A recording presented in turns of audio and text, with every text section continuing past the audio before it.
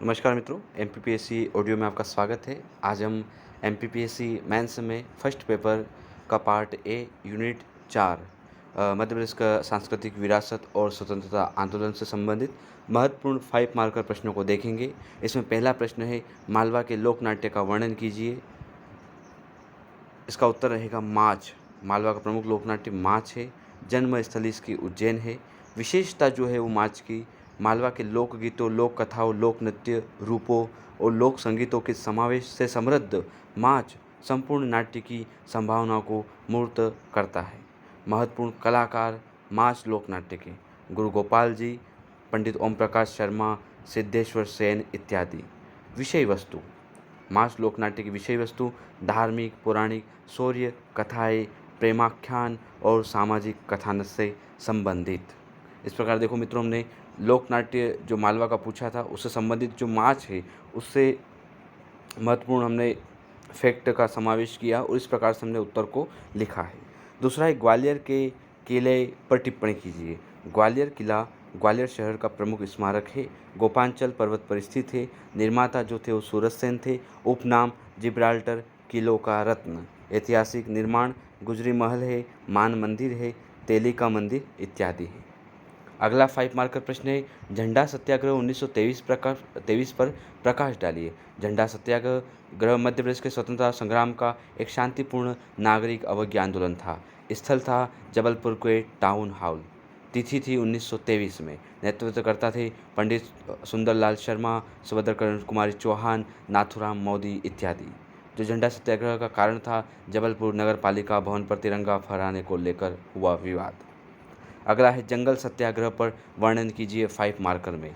महात्मा गांधी के नमक सत्याग्रह के आह्वान पर मध्य भारत के बैतूल जिले से जंगल सत्याग्रह की शुरुआत हुई। प्रारंभिक केंद्र घोड़ा डोंगरी बैतूल और टूरिया सिवनी में। नेतृत्वकर्ता थे सरदार गंजन सिंह कौरकू बैतूल में, दुर्गाशंकर मेहता सिवनी में। कार्यक्रम जो रहा, इसके अंतर्गत सांकेतिक रूप से पेड़ काटकर वन अधिनियम 1972 का उल्लंघन किया गया था।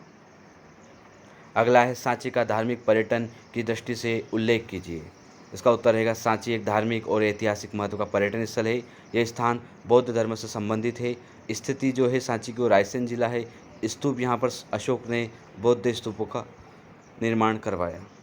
पर्यटन स्थल सांची में सांची मुख्य रूप से स्तूपों और स्तंभों का एक स्थान है, लेकिन भव्य प्रवेश द्वार इस स्थान पर अनुग्रह करते हैं। अगला 5 मार्कर है, मालवा उत्सव पर संक्षिप्त टिप्पणी कीजिए। यह समारोह मध्य प्रदेश शासन के संस्कृति विभाग द्वारा आयोजित किया जाता है। शुरुआत 1951 से। आयोजन स्थल मालवा उत्सव के मांडू, इंदौर, उज्जैन है। प्रत्येक 2 वर्ष के अंतराल पर आयोजित किए जाते हैं। यहाँ पर गतिविधियाँ मालवी शैली के नृत्य जैसे मटकी प्रस्तुत किए जाते हैं। 2021 में मांडू में आयोजित हुआ था। अगला 5 मार्कर प्रश्न है, उदयगिरी की गुफाओं पर प्रकाश डालिए। उदयगिरी की गुफाएं मध्य प्रदेश के विदिशा के निकट स्थित 20 गुफा है। निर्माता गुप्त नरेश, चंद्रगुप्त द्वितीय इत्यादि। विषय वस्तु जो रही इसकी, इन गुफाओं में हिंदू मंदिर और चित्र सुरक्षित हैं। यहाँ पर देवता विष्णु, शिव शक्ति एवं पार्श्वनाथ जैन धर्म से संबंधित है। अगला प्रश्न है, बुंदेला विद्रोह को समझाइए।